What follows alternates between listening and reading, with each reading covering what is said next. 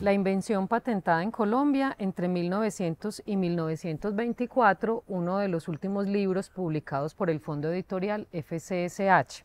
La autoría es de la profesora Sandra Patricia Ramírez Patiño, quien es historiadora, magíster en estudios humanísticos, doctora en humanidades y profesora ocasional del Departamento de Historia de la Universidad de Antioquia. Sandra, bienvenida. Muchas gracias, Diana, por la invitación y por hacer posible estos espacios.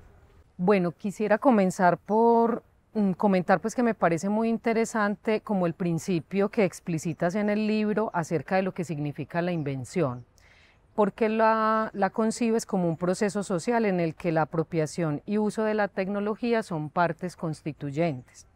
Además, haces también claridad en la importancia de la invención para el desarrollo cultural, social y económico, incluso cuando ella no ha sido patentada, ¿sí? Me gustaría que pudieras como ampliar un poco esas ideas que están en el libro. Sí, Diana, mira, lo primero que hay que tener presente es que la invención es una respuesta a las necesidades de la sociedad. Me explico.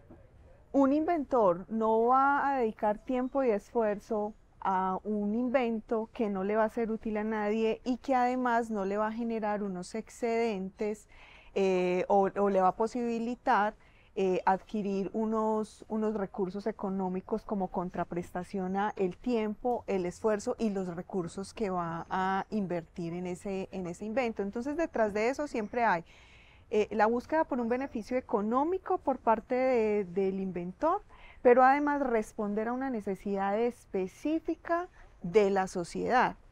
Yo suelo usar un ejemplo un tanto sencillo para dar cuenta de eso.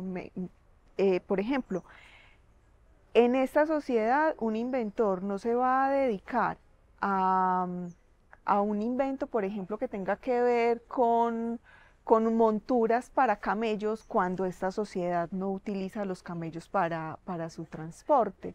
Entonces, toda la invención está relacionada con su contexto social, económico, político, porque responde a necesidades específicas. Entonces, el avance de la técnica aquí en Colombia o los desarrollos científicos y de innovación obedecen a lo que la sociedad está necesitando. O sea, es una respuesta a una necesidad, es una solución técnica a una necesidad de la sociedad.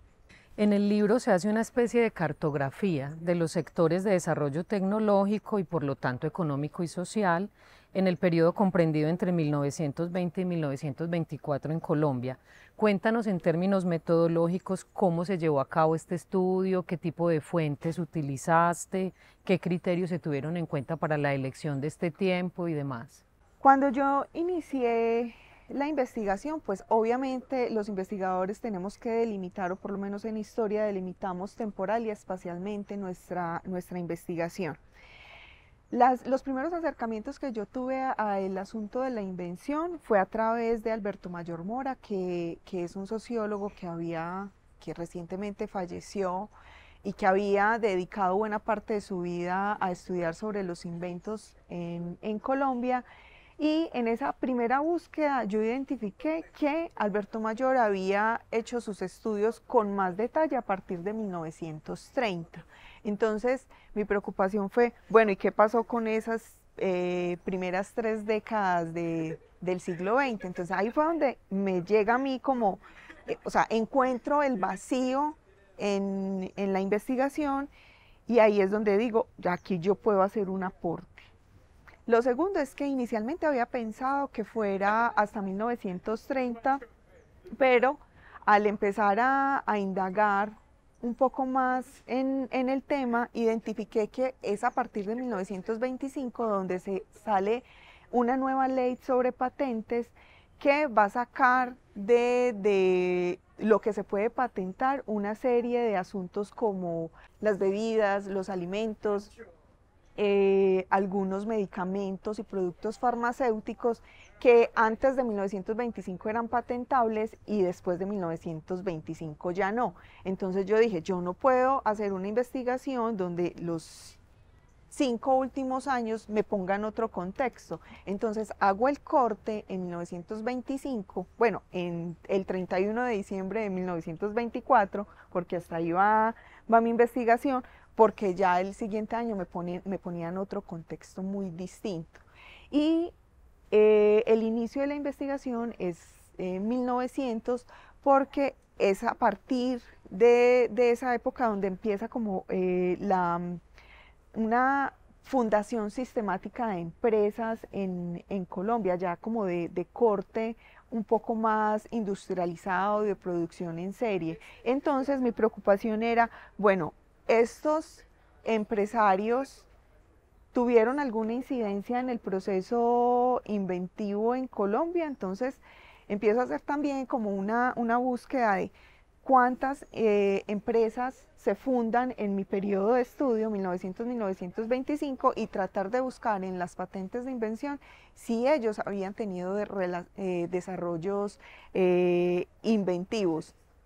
Confieso que esperaba encontrar muchos más, no es tan, no fueron tan asiduos los empresarios en temas de invención en este periodo, pero tampoco podemos decir que no habían. Sí habían, pero no es tan significativo como uno podría llegar a pensar.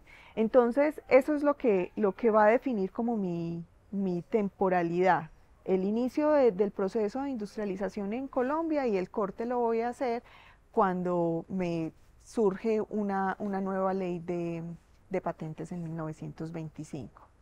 Y sobre las fuentes, porque uno en el libro encuentra, pues hay ilustraciones, ¿cierto?, sobre publicidades o sobre la manera como se patentaron ciertos inventos, hay muchas tablas, ¿cierto? Hay un asunto ahí muy importante respecto de esas fuentes. Otro asunto que es importante hacerle conocer a los posibles lectores de este libro es que este es un trabajo de corte estadístico.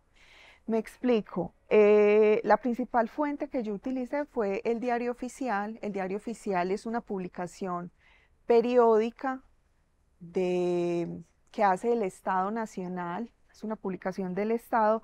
Allí se publican todo lo que hacen los ministerios, lo que hace el presidente en términos legislativos, en términos de leyes, y las patentes de invención se publican en el Diario Oficial. Entonces, cuando alguien va a solicitar una patente de invención, hace la solicitud al ministerio correspondiente. En mi periodo de estudio van a ser 3 ministerios en distintos momentos los que se van a encargar de, del asunto de las patentes. Primero era el Ministerio de Hacienda, luego el de Agricultura, y luego el de Industria. Y entonces cada ministerio, cuando alguien solicita la patente, lo primero que hace es ponerla en conocimiento del público, es decir, se publica 3 veces la solicitud, de manera que si alguien que lea esa publicación y vea que se está pidiendo esa patente, pueda objetar si considera que quien está solicitando no es el inventor. Es decir, el Estado lo que hace es: yo no voy a verificar si usted es el inventor o no es el inventor. Yo salvo mi responsabilidad publicando en el Diario Oficial durante 3 ocasiones que alguien está solicitando la patente, para que si alguien se cree con derecho, objete e inicie un proceso. Entonces se publica 3 veces la solicitud. Si no hay objeciones y se da pues todas las condiciones para que sea posible la patente, se otorga la patente y se publica 2 veces más, ya diciendo: a esta persona se le otorgó la patente.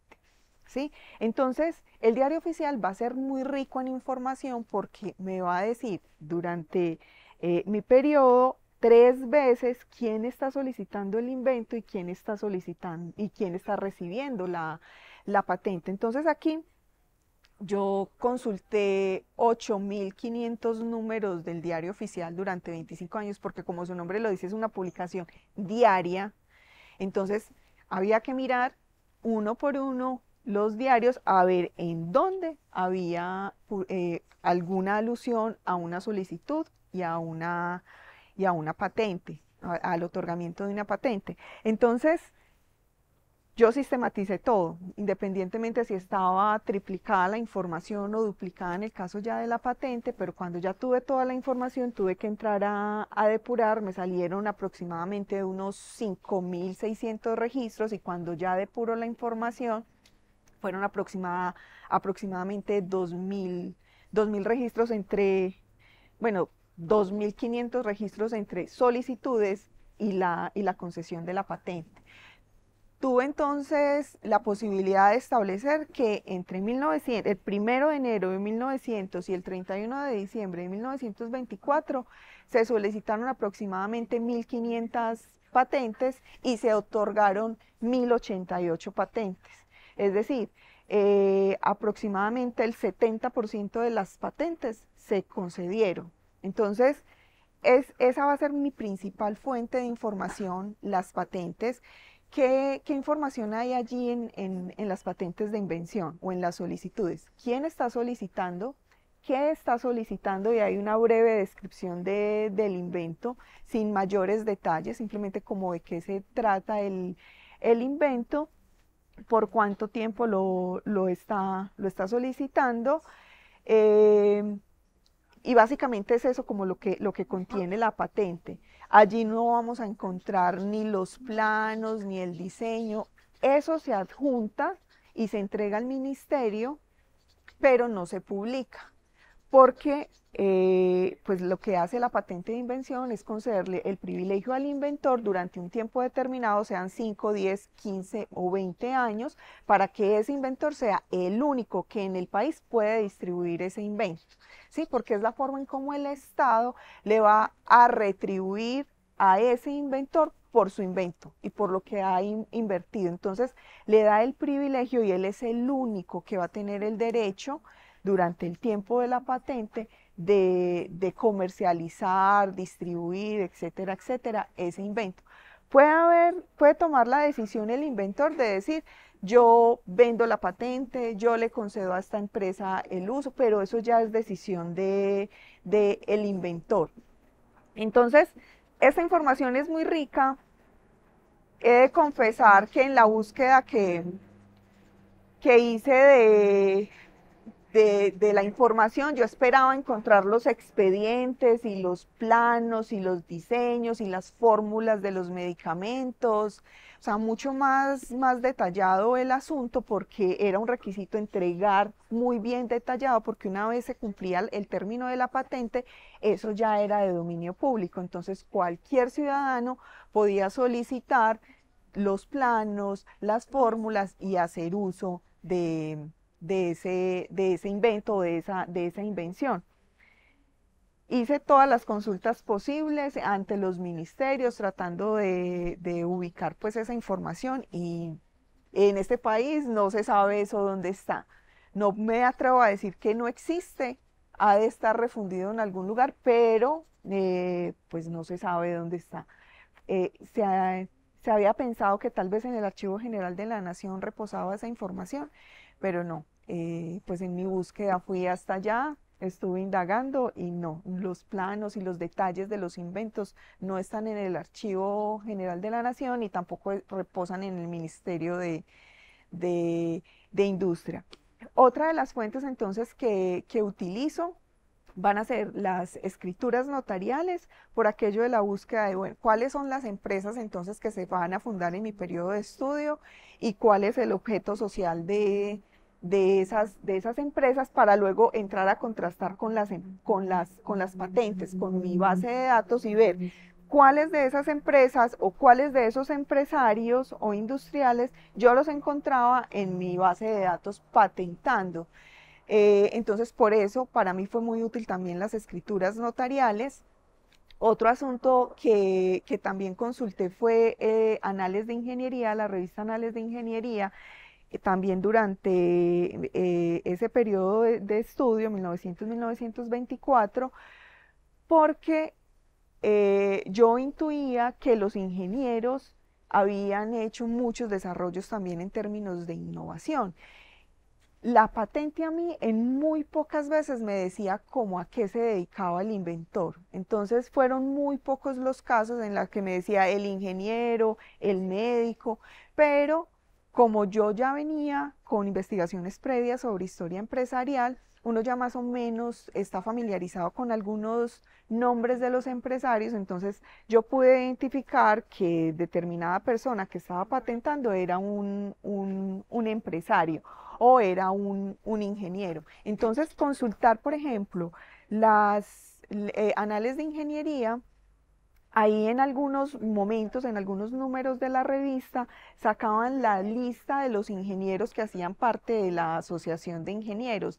Entonces, ya con esa lista depurada de los ingenieros, yo simplemente los llevaba a mi base de datos y empecé a contrastar cuáles de estos ingenieros están patentando algo en mi periodo de estudio. Y entonces ahí también pude complementar otro tanto de esos inventores tratando de descifrar quiénes son los que están patentando en el país. Entonces la revista Anales de Ingeniería también va a ser muy útil para mí y otra fuente importante, ya tratando como de entender cuáles de esos inventos salieron al mercado, tuvieron apropiación por parte de la sociedad, fueron los directorios comerciales, porque ahí sale mucha publicidad, entonces por ejemplo podía encontrar que la empresa no sé qué estaba ofreciendo este producto con la que fue patentado con el número de la patente.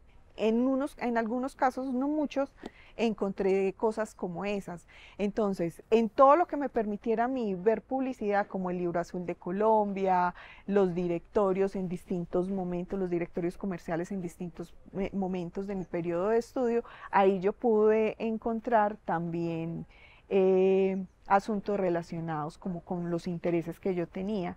Y también, había olvidado mencionarlo, en el diario oficial también se publican los registros de marca de fábrica.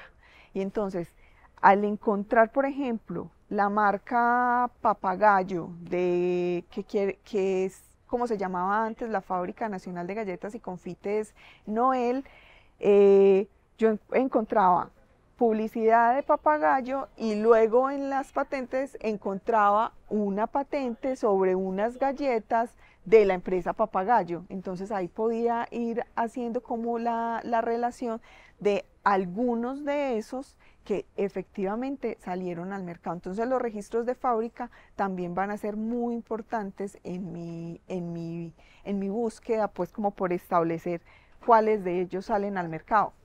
Aclaro que no es el principal objetivo de la investigación, pero hice algunos esfuerzos en tratar de demostrar que sí, uno que otro salieron al mercado. Pues aquí también la invitación es para que otros investigadores tomen esto como punto de partida y profundicen más en esos aspectos. Sandra, cuéntanos a nuestros lectores qué van a encontrar en los 6 capítulos que conforman el libro. Como tú ya lo mencionas, el libro tiene 6 capítulos.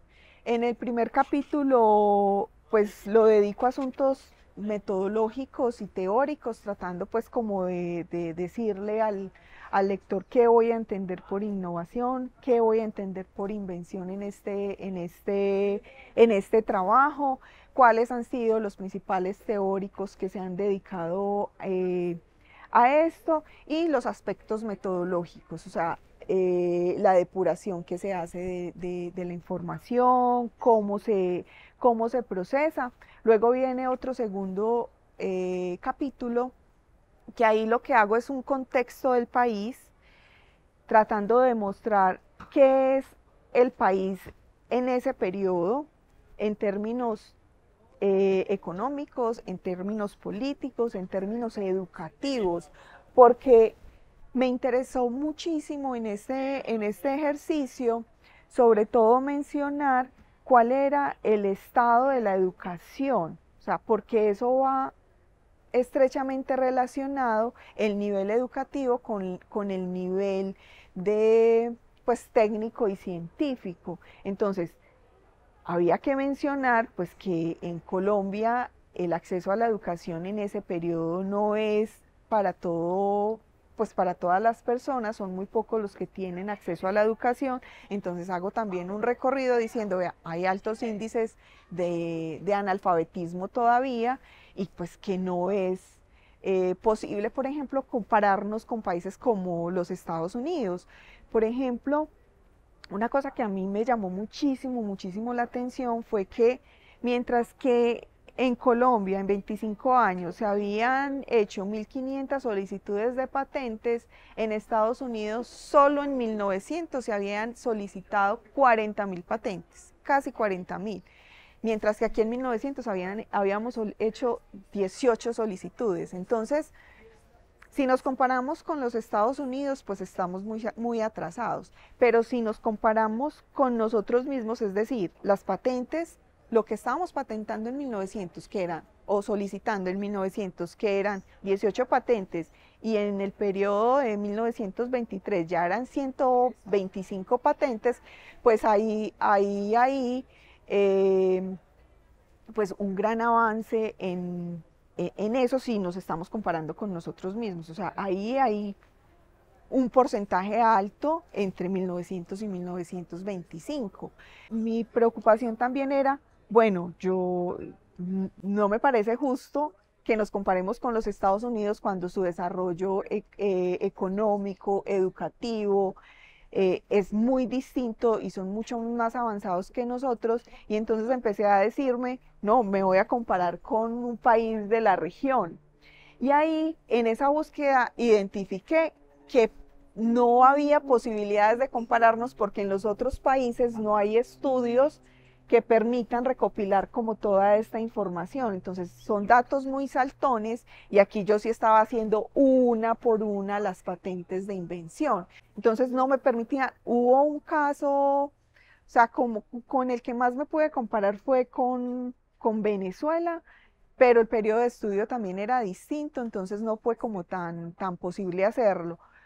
En España sí, Ortiz Villajos, José María, si no recuerdo mal, Ortiz Villajo había hecho estudios, entonces terminé comparándome con España y además pues mostrando ahí esas diferencias que hay entre España y Colombia.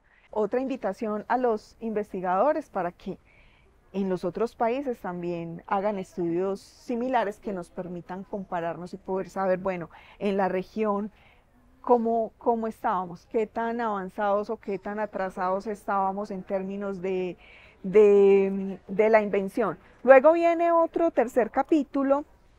Aquí yo ya me dedico básicamente es al sistema de patentes, entonces hago un recorrido por el primer sistema de patentes en el mundo, donde eso se empieza como a aplicar, entonces establecí que fue en Venecia, donde salen algunos asuntos primeros al respecto y luego la evolución pues del sistema en los Estados Unidos y en Francia y cómo la mayoría de los países, entre ellos los latinoamericanos, empiezan a asumir ese sistema de patentes que ellos tenían con unas variaciones ahí muy sencillas y cómo es que en 1848 se expide la primera ley sobre propiedad intelectual. No es básicamente sobre patentes de invención, sino sobre propiedad intelectual y dentro de esas se toca algo sobre las patentes de invención que son básicamente bueno, hacen parte de la propiedad intelectual.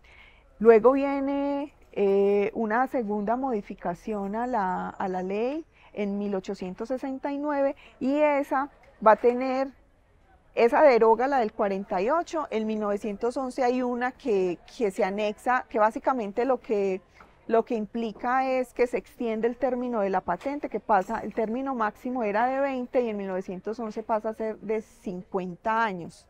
Entonces, durante mi periodo de estudio, la ley que se va a aplicar de patentes es la de 1869, que es la que te decía ahorita que cambia en 1925, o sea que la del 25 deroga la del 69 y entonces ya me pone en otro escenario. Entonces, eso es lo que muestra el capítulo 3, el sistema de patentes en el mundo y en Colombia. El capítulo 4 ya son las patentes de invención en Colombia y entonces aquí ya entro de lleno como con con los aportes en términos estadísticos a decir, vea, esas son las patentes, estas son las personas que patentan. Y el quinto capítulo ya sí empiezo como a desagregar las patentes por los sectores económicos. Entonces, ahí pude identificar que el 63% de las patentes, por ejemplo, estaban dedicadas al sector manufacturero. Y entonces, bueno, dentro de ese sector manufacturero hay otras subdivisiones o subsectores y empiezo a llevarme cada una de las patentes a esos subsectores y a decir, bueno, dentro de las manufacturas, ¿cuál es el subsector donde hay más posibilidades pues, de hacer invención? El otro sector importante va a ser el transporte y la comunicación, pero con unos asuntos desproporcionados, mientras que el sector manufacturero era como el 63% de las patentes, el del sector de comunicaciones, si mal no recuerdo, era del 7%. Y el sexto capítulo, ya ahí me enfoco un poco más, ya es en los inventores, es decir, quiénes están haciendo los inventos o quiénes están solicitando las patentes.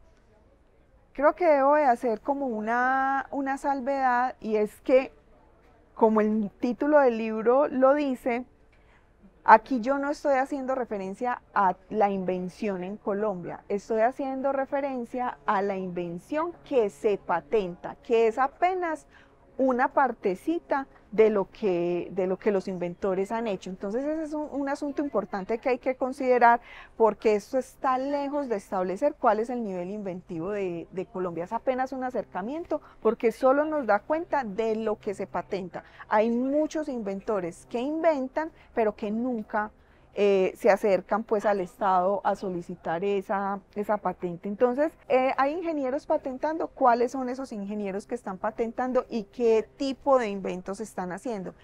Que los médicos también son importantes en este proceso, porque sí, los médicos van a participar mucho, porque hay muchos inventos, por ejemplo, de ungüentos, de pomadas. Hay que considerar también pues, que la mayoría de la población se movilizaba a pie o a caballo, y por selvas o por caminos selváticos, y entonces la propensión a que una culebra lo pique a uno, una tarántula, el mosquito, no sé qué. Entonces, esa es una de las necesidades que tiene el país. Bueno, y hay un capítulo que a mí me gusta mucho, que es, bueno, ¿y las mujeres qué?